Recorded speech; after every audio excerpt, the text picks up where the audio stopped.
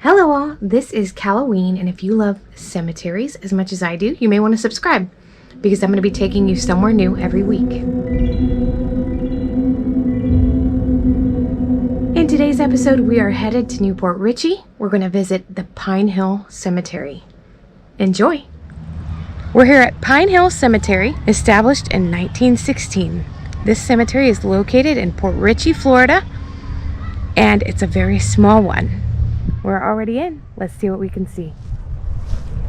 It's kind of windy today, so I wanted to read the historic marker here. So Pine Hill Cemetery. This burial ground was established in 1916 by ladies of the Newport Richey Civic Club on a 2.2-acre site donated by George R. Sims. The first interment was that of Clifford E. Friels in 1917. On September 26, 1917, the Pine Hill Cemetery Association members were Minnie Brozema, Lonnie Clark, Alice Davis, Jenny Leach, Emma Rowan, and Nettie Sheldon. Fred Dutch Casper, a caretaker, opened and closed the graves during the early years. On May 15, 1926, the cemetery was deeded to the city of Newport Richey. The city, with the help of family members, now maintains this historic place. Members of many pioneer families are buried here, as is the Medal of Honor recipient James W. Huff, a veteran of the Indian Wars. Others include veterans from the Grand Army of the Republic of the Spanish-American War, World Wars I and II, and the Korean conflict. The graves of veterans in the Veterans section and throughout the cemetery are maintained by Paradise Post number 79 of the American Legion, founded in 1927. All right, let's see what we can see around here. There's not a lot of burials at all. Probably a couple hundred, maybe 300. Maybe not even that much, actually. I'd say maybe 150 to 200 here on 2.2 acres of land, but there's a whole national section of veterans here. So that's really awesome. It's a beautiful cemetery, very well kept. Not a lot of shade here though. So there's just a couple trees. It's right close to a, I don't know, either this woman has a lot of children or it's a daycare center. I'm not really sure, but you'll hear kids playing in the background here. But yeah, this is cool. This is an entire veterans section.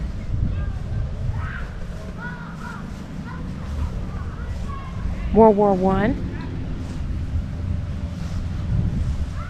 These are all World War I vets.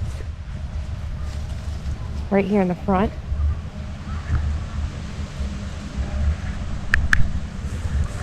And then back here,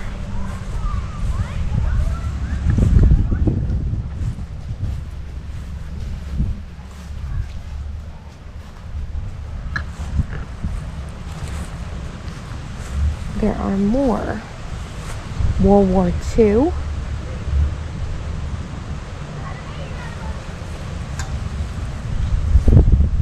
Spanish-American War. I don't see a lot of those. That's from the Spanish-American War. Arthur H. Klein.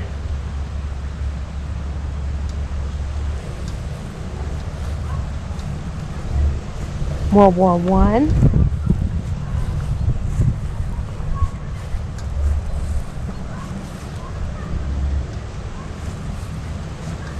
And more World War I. Paradise Post cenotaph here to honor vets donated by the American Legion, the Paradise Post number 79.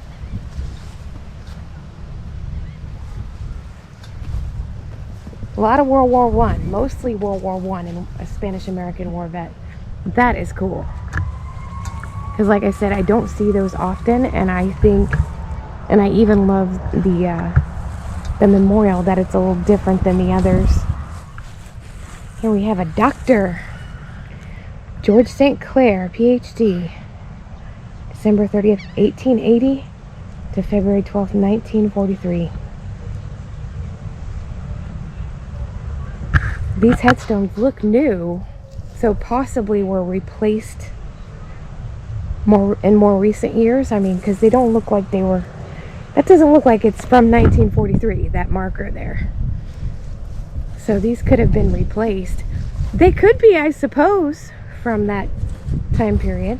Here's one from 97 that looks identical to the one from 1958. So I think they might have actually more recently marked these or got new markers for them. Let's see.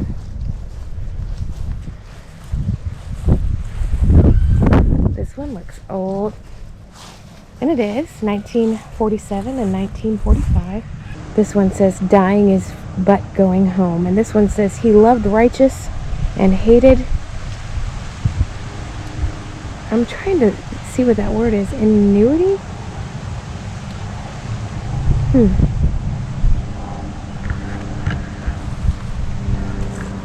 Treasure.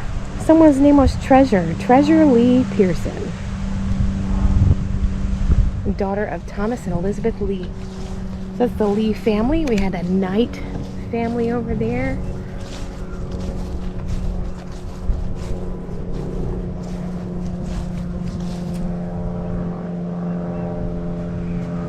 Roberts.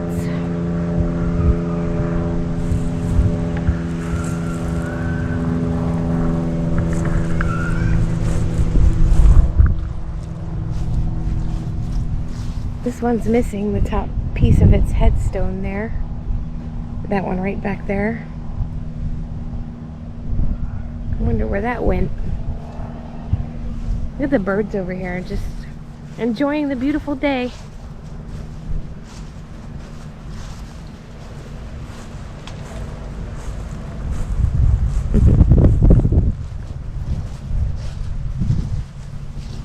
A lot of footstones in this cemetery, but also, as you can see, there are a lot of headstones. But I don't see a lot that are really, really old. I see a lot of newer or replaced headstones. This one here looks old, and you can see the script on it from across the cemetery. It was pretty intriguing. It looks like it used to be a taller headstone. So this just says John O'Hara, died March 14th, 1997. So it looks like an older headstone though. It just has that look to it. Here's one that is illegible, but probably very old.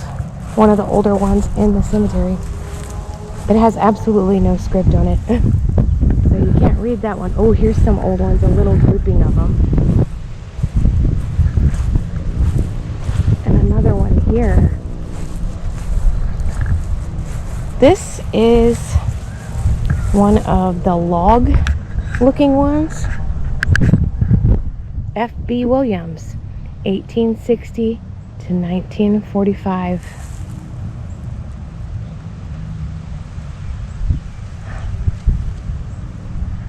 Wow, I've never seen them laying down like that. They're usually standing upright.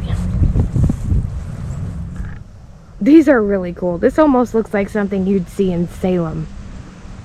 Miss Susanna. Can't really read the last names. Lisette? Sent? I can't read it. Born 1888. Passed in 1928. And Arvid Hudeman. Arvid. I haven't heard that name since I watched Swing Kids back in the day. Arvid is such a cool name. Born November 14th, 1899, and died December 20th, 1928.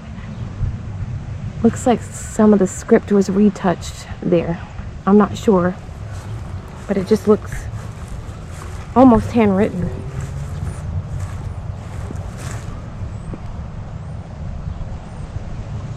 Emil Hyman, April 1881 it looks like, to 1927.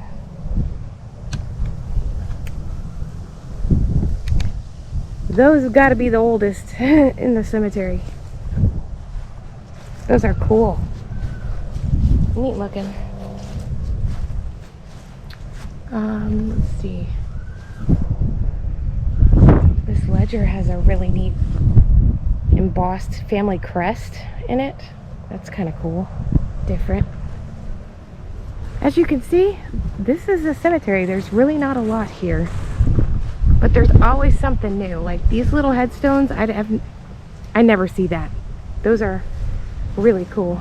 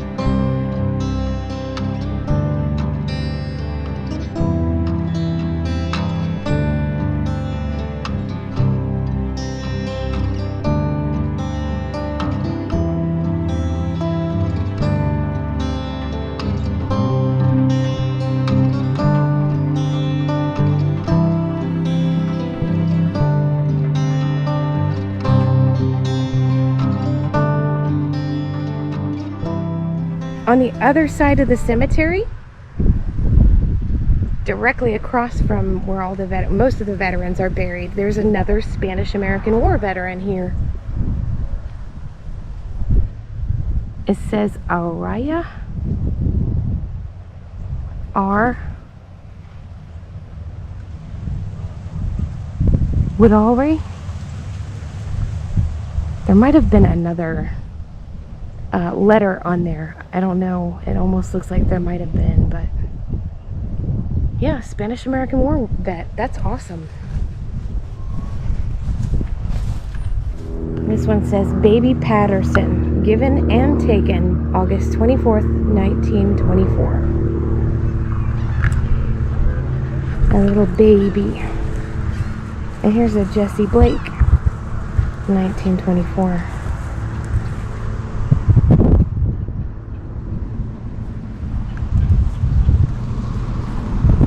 A John O. Humphrey, veteran.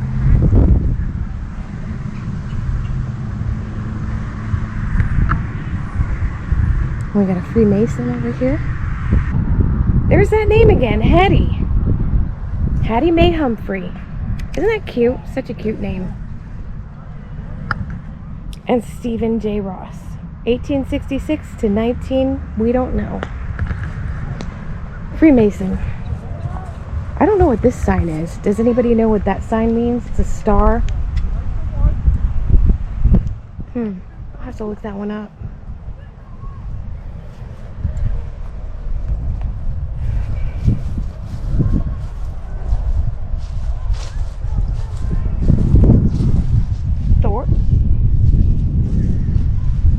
A lot of kids around here. There's a ball field right across the street. A couple of them.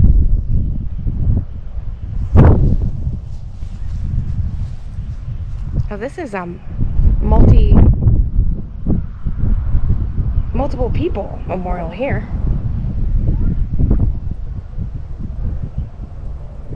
Charles B. Smith, 1850-1926. Caroline Watts Smith, 1852 to 1931. Louise Smith Osborne, 1880 to 1958. Constance Heck Robbins, 1889 to 1973. And Charles Bond Heck, 1910 to 1984.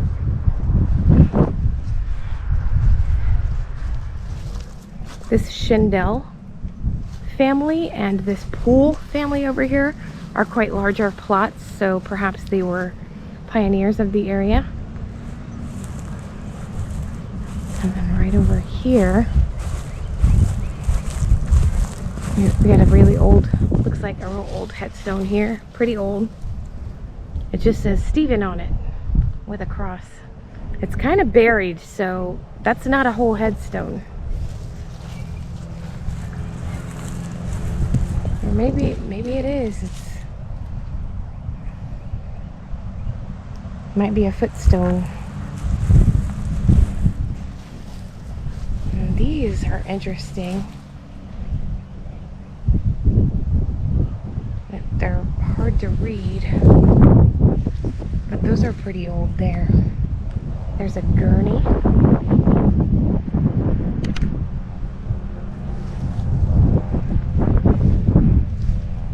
That's it for this cemetery. It's very small, but it's really nice. It's well kept and just a really pretty cemetery. So Port Richey, the city of Port Richey, is doing a good job maintaining this one. That does it for this one. I'll see you at the next one.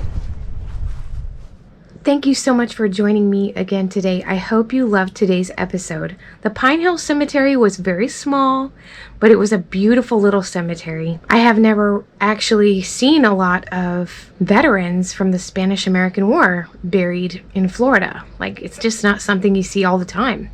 So that was really unique to this cemetery. If you haven't already, please remember to like, subscribe, and share the video, and I'll see you next time.